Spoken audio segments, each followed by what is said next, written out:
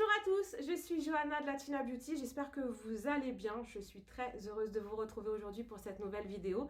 Nous allons traiter aujourd'hui un sujet terriblement important qui concerne 90% des femmes et que nous traitons au quotidien ici dans notre salon en région parisienne.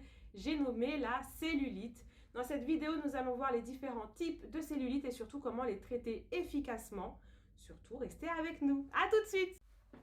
On distingue trois types de cellulite. Bien évidemment, les causes et les traitements le seront également en fonction de celle-ci. On peut avoir un seul type de cellulite comme on peut cumuler les deux, voire les trois types. C'est le combo gagnant. Découvrons ça tout de suite ensemble.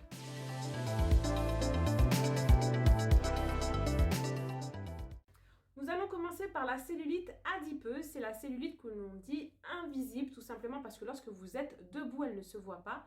Elle apparaît uniquement lorsque vous allez pincer la cuisse. Elle est plutôt d'aspect flasque, molle, elle est plutôt indolore au toucher et elle est due essentiellement à un manque d'activité physique, un manque de renforcement musculaire. Pour traiter efficacement la cellulite adipeuse, vous l'aurez compris, il va falloir faire du sport, faire une activité physique régulière, du renforcement musculaire. Faire attention également à l'alimentation parce que généralement, elle est accompagnée d'une prise de kilos. Dans un salon esthétique, vous pouvez faire de la madérothérapie pour travailler l'aspect de la peau, la facilité. Vous avez également le body contouring. En tout cas, chez nous, ce combo est idéal pour tous les types de cellulite. De toute façon, vous allez le voir que je vais le dire à chaque fois.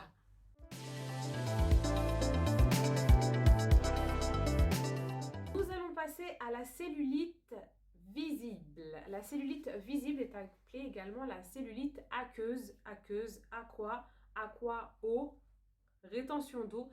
Elle va être liée à la rétention d'eau. C'est une mauvaise circulation du sang, du système lymphatique qui va créer de la rétention d'eau et donc du coup la cellulite aqueuse va apparaître.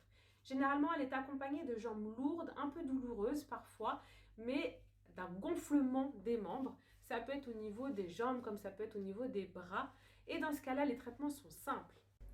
Pour traiter la cellulite aqueuse, ça va être essentiellement du drainage. Drainage manuel, les petits massages manuels. Ça peut être également un drainage à la machine avec la pressothérapie. Vous avez aussi le body contouring et la madérothérapie qui drainent également. Et le combo gagnant, ça va être le drainage manuel accompagné de la madérothérapie.